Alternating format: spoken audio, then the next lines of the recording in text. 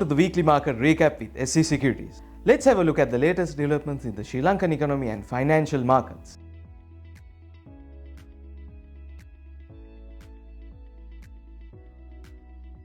Headline inflation in Sri Lanka sharply decelerated to 0.5% in August 2024, down from 2.4% in July, aligning with central bank projections. Food inflation dropped to 0.8% and non-food inflation fell to 0.4%. The consumer price index also recorded a month-on-month decline of 1.85%, driven by lower prices in both food and non-food categories. Core inflation, reflecting underlying economic trends, decreased to 3.6% from 4.4% month-on-month. Inflation is expected to remain below 5% target in the coming months, with projections suggesting stabilization around the target over medium term.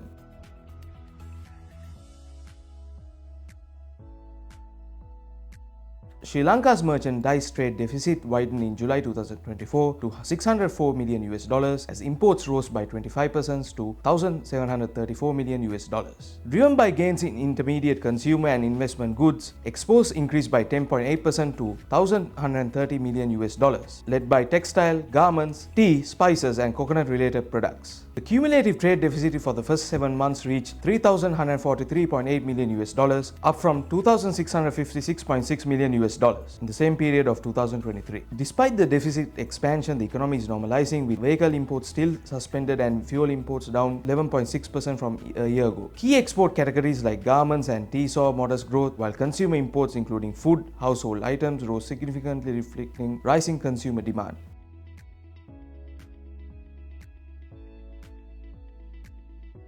Sri Lanka currently has 878 billion rupees in unresolved tax appeals, impacting the overall revenue collection. The government has made strides in addressing this by implementing tax reforms in 2024, which led to the collection of 104 billion rupees from these outstanding appeals. These reforms are designed to speed up the resolution of tax disputes while ensuring due legal process. By improving the tax appeal system, the government aims to clear the backlog and enhance overall fiscal efficiency. The focus remains on sustaining revenue growth and addressing the long-standing issues related to tax collection.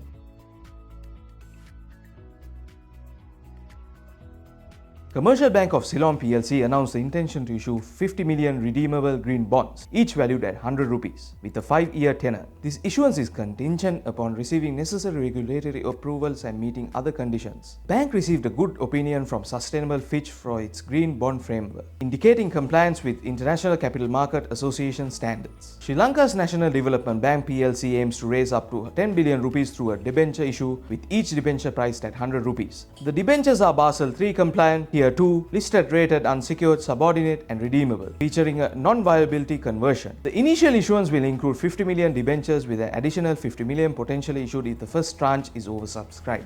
HMB plc has announced a strategic partnership with Wonrich Dairy to boost Sri Lanka's dairy sector through its value chain financial initiatives. This collaboration is designed to empower over 12,500 dairy farmers by providing tailored financing solutions, technical supports, and essential resources. Key benefits include access to modern farming techniques, comprehensive training programs, and high-quality inputs such as feed and veterinary services. The initiative reflects a shared commitment to sustainable agricultural practices and aims to significantly improve the income and sustainability of dairy farmers across Sri Lanka.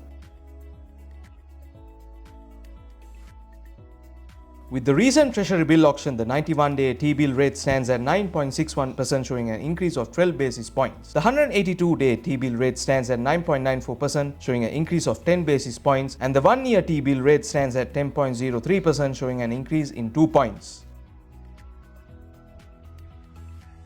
Closing at 92.9 rupees on Thursday, Haileys have been on the downtrend since 13 June and came to its recent lows of 86. Thereafter made a reversal to test resistance at 89.9. It is now testing at 23.5% fib level, which is at 92.9 rupees. The trend will depend on how the price holds between its current support and resistance levels. The 50-day moving average is well above the 200-day moving average, while the MACD line is touching the signal line. Stochastic RSI is at the upper end of the neutral zone. Thank you for watching, and we'll be back next week.